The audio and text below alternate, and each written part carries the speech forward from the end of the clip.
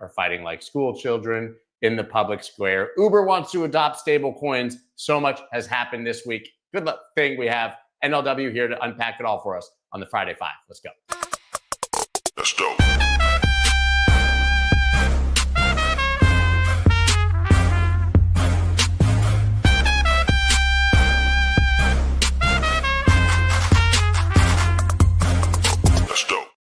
We're going to absolutely get right to it today because we have a lot to talk about. Good morning, sir. How are you? How's it? Better than a lot of folks out there right now. Things are great. I'm excited to chat. It's not a boring one this week. I'll tell you that. No, I want to start with Circle because holy wow, man, this thing was being offered on Robinhood and in pre-IPO shares a day before at 27 to 29 bucks. Ended up closing the day yesterday after a huge day of trading at 83, but it's trading at 96 basically right now pre-market. I guess it's fair to say that Circle had a successful IPO here and successful for no one more than Jeremy Allaire, who've had on the show quite a few times, who now is a casual billionaire, I think $1.7 billion after this IPO at current prices. But he has played the long game for sure. I mean, it's hard to remember for people who weren't around. Like, people did not think that he was making a good move when he shifted Circle's focus to be entirely about stablecoins back in 2018, 2019. I think Alex Thorne from Galaxy Digital even said, he was recalling when he was told about it. He was like, "That's an insane idea. What, you're making a crazy mistake." And now here we are. I mean, look, I think Circle is. It turns out that the story that everyone was paying attention to wasn't the important story, right? So there was a little while where everyone was analyzing Circle's financials, right? It was how much rev share they're giving to Coinbase and how it compares to Tether and yada, yada, yada, right? That was sort of layer one of analysis. And that's when things didn't look like they were going to go that well, right? That's when we started to have rumors of, or reports of Ripple and Coinbase potentially exploring acquisitions and, comparisons to the failed SPAC in 2021, right? So that was sort of like one layer of analysis is Circle as a company as it stands right now. Second layer of analysis, which started to take over clearly, was momentum and an open moment window for crypto IPOs in general. eToro obviously was the key catalyst in shifting this narrative, but it was very clear that there was an IPO window open. I think it's got artificial pressure and compression right now because no one has any belief or trust in how long there's going to be a good IPO window, and so there's a little bit of that energy. But neither those things do not the shift between those two things absolutely does not explain this. What's clear that what their roadshow bankers missed and that what the analysis missed is how much demand there was for exposure to this category that doesn't really have other good options. This is not even really a Circle story, except insofar as Circle has very adeptly and adroitly over the last 5 years positioned itself as the US, private domestic stablecoin. This is stablecoin demand, right? There's very clearly being expressed is a belief that stablecoins are going to be key financial infrastructure, monetary policy infrastructure, and look, someone had a great tweet. I apologies for forgetting who it was, but they were comparing market cap to volume processed. And it was like, PayPal is like a $70 billion market cap at 1.5 trillion processed. Visa is 500 billion at 14 trillion processed.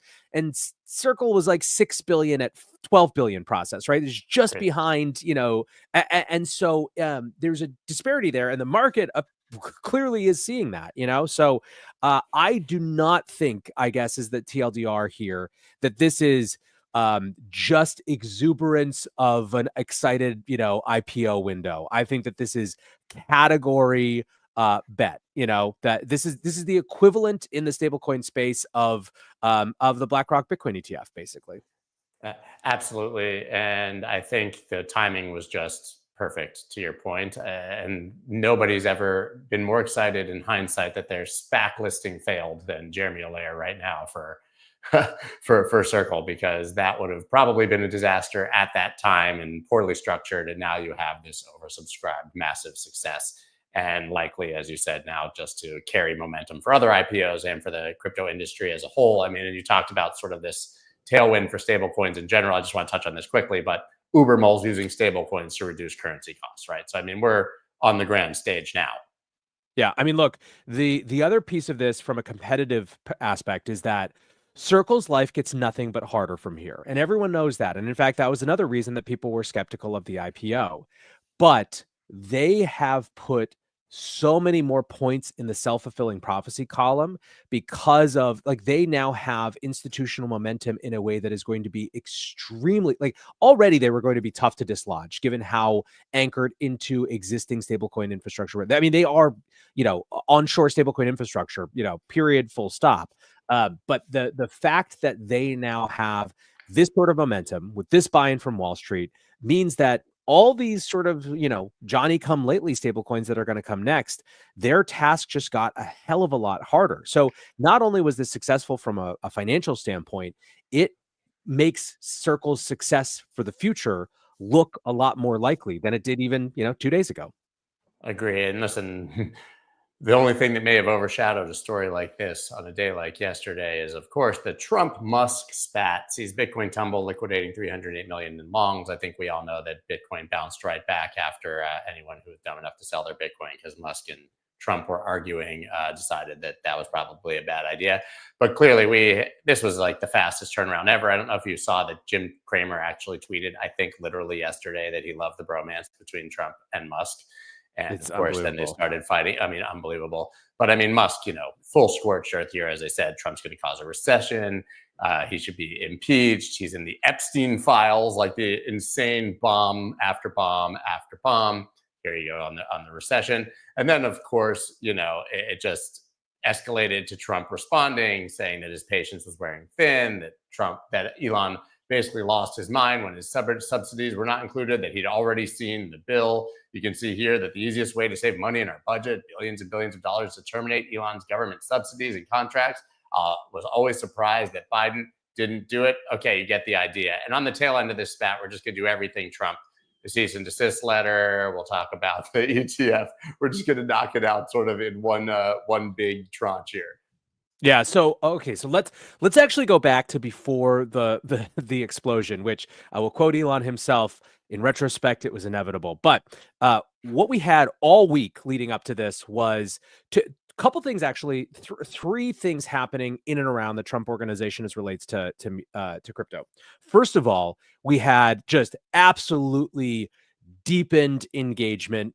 Just a flag planting left and right that screw you Democrats, screw you criticism, like they were going all in, right? And so Truth Social applying for the ETF, which notably and interestingly did not use the Trump name, even though everyone knows who owns Truth Social. Maybe some amount of sort of respect for the political process going on, but filing for an ETF was one.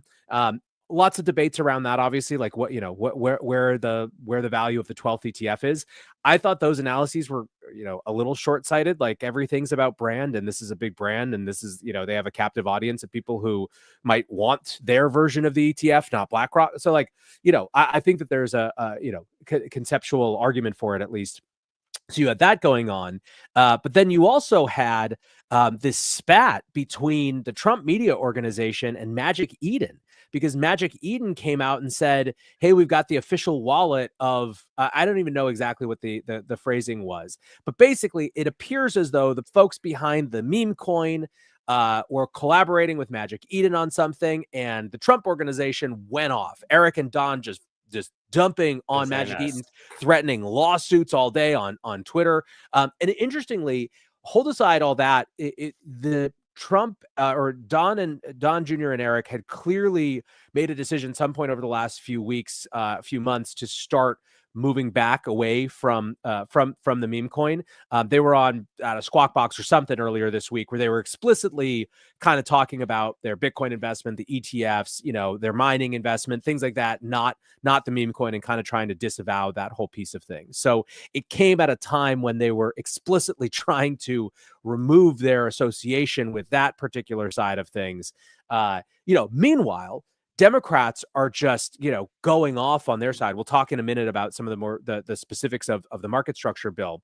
But the point is that coming into this spat, we really were seeing Democrats, even nominally pro-crypto Democrats, really, really having trouble getting behind any sort of crypto legislation right now because of Trump's involvement. The Trump family's involvement with crypto. And so here's the interesting question that I don't exactly have an answer to, but it's what I'm thinking about sort of in our context for this whole Elon Trump spat. Is there, like, how could it be good for Bitcoin and crypto, right?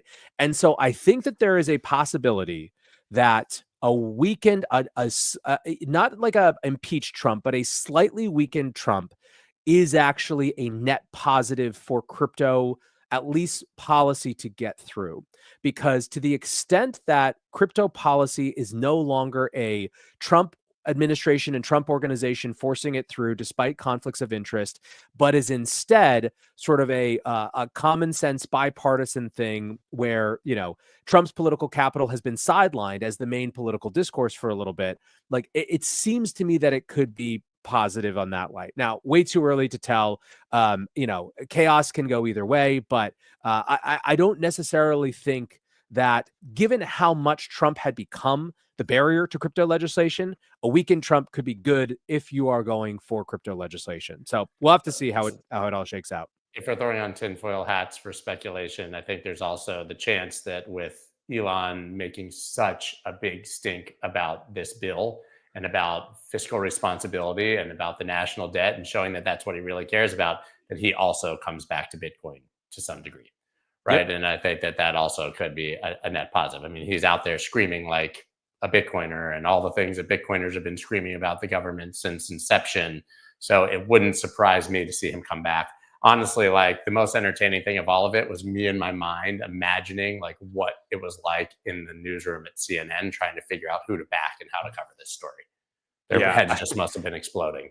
Did you see Zach Full's tweet? One of our own crypto folks had one of the. I mean, there's a million. Oh, his brother with the Tesla. His brother with the Tesla. 175,000 likes. Yeah. Yeah, he basically said now, like, it was a screenshot of his brother texting him saying now, like, Republicans and libs are gonna key my Tesla. Yeah, key my Tesla. Yeah. Yeah. Literally perfect. I mean, so let's continue on with the Democrats. I don't think we need to beat this feud to death. It'll probably get resolved in some way, shape, or form. But good entertainment at the very least. But we have Dems say they're blocked from info on verge of crypto market structure bill hearings as the House is about to discuss its crypto market structure effort hearings. Staff for Democrats said the SEC has shut them out from technical information. And you got screaming Maxine Waters, angry Maxine Waters. She's going to be like crying Jordan with this picture.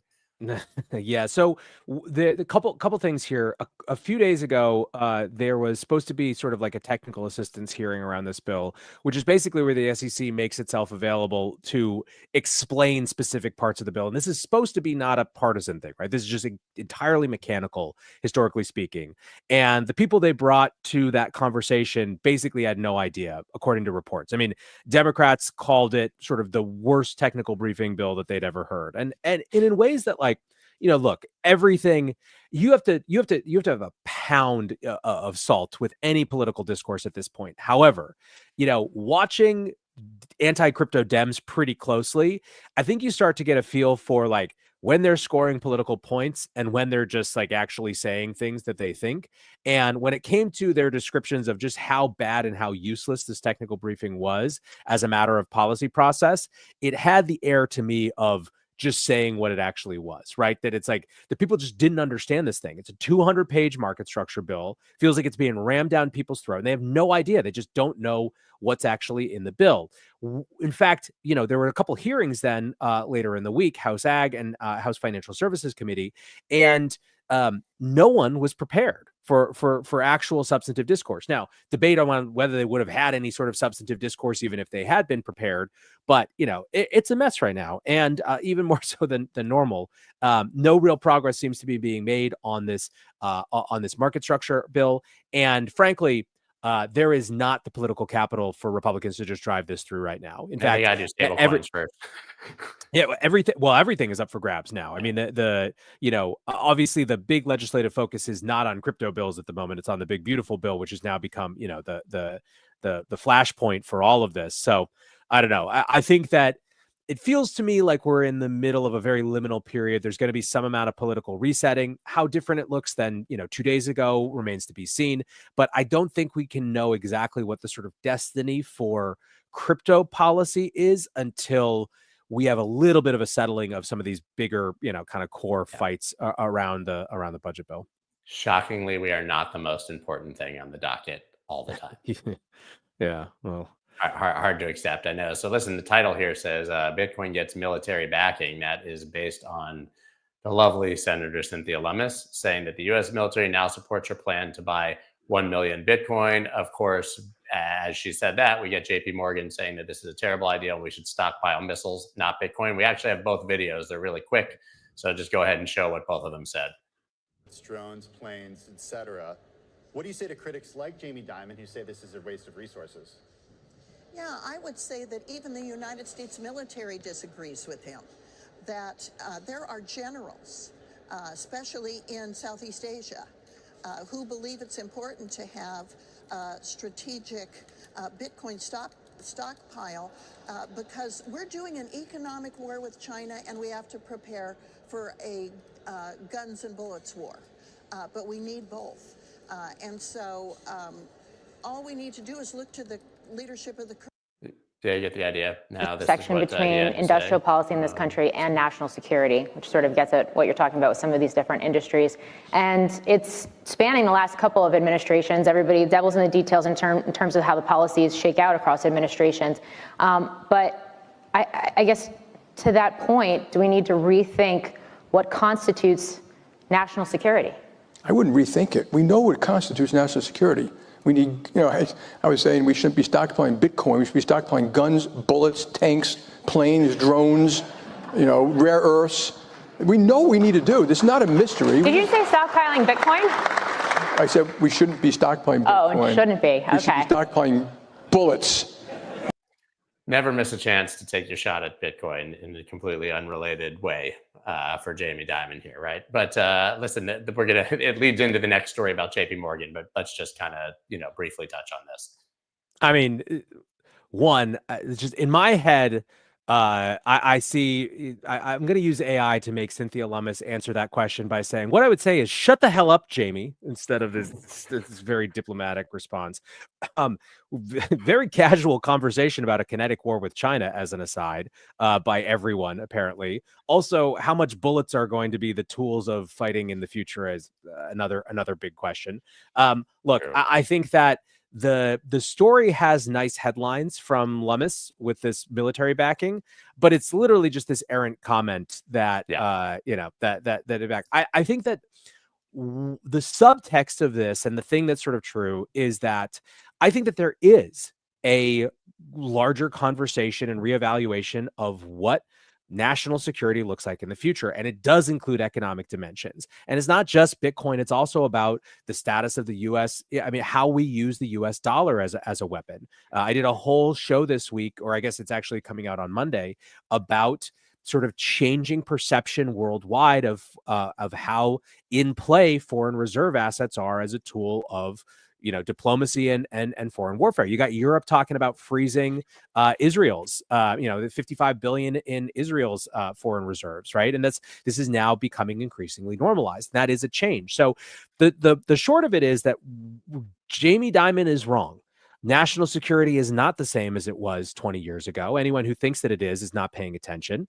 Whether Bitcoin has a stake at that table is a total, reasonable debate between reasonable people. But, he's on as usual, he's on the wrong side of things and, continues to be more so. But I think where you're going is maybe watch what they say, not what they do. Boom. The best segue in the history of the show. JP Morgan plans to offer clients financing against crypto ETFs. So interestingly, we know that they've offered Bitcoin and crypto trading services to their high net worth clients before, but they were pretty behind the curve on opening that door to all of their clients, which they've announced they will do over the past couple of weeks. We've covered that before, but they're a bit ahead of the curve actually here by allowing their clients to take loans basically against their crypto ETFs. This to me is like the biggest story being undiscussed because we've long said Bitcoin will become just like any other financial asset in your portfolio. And this is the end game of that. The end game is when it's your spot Bitcoin, actually, to be fair. But that you can just put this next to your SPY or your QQQ and in your mutual fund, whatever it is, that it'll be included, and just take a loan against your whole portfolio. This is how rich people buy, borrow, and die, or never have to sell their Bitcoin or their assets. And this is just, it's now part of your portfolio for JP Morgan. Yep, this makes the ETFs a full financial asset, not just a cool thing that's the new kid on the block. In a huge, important way that the impact of which will be manifest over time. But you said it exactly, and I think that this was. Look, to the extent that the argument is Bitcoin as pristine collateral, this is a part of making that pristine collateral actually, useful. We've seen how good Bitcoin is for people who have structured their organizations to take advantage of Bitcoin, both in terms of its liquidity, its store of value properties. But this allows people who are, have the proxy exposure to Bitcoin vis-a-vis the ETFs to have that sort of same impact. So it's, extremely important for the evolution of this as an asset class. And, as we said before, Morgan, it's always important to watch, particularly JP Morgan, what they say and not what they do. And, I think the question for Jamie Dimon always is Bitcoin in the room with you? And what is it doing to you? It literally, like, show me on the doll where Bitcoin touched you. It's wild.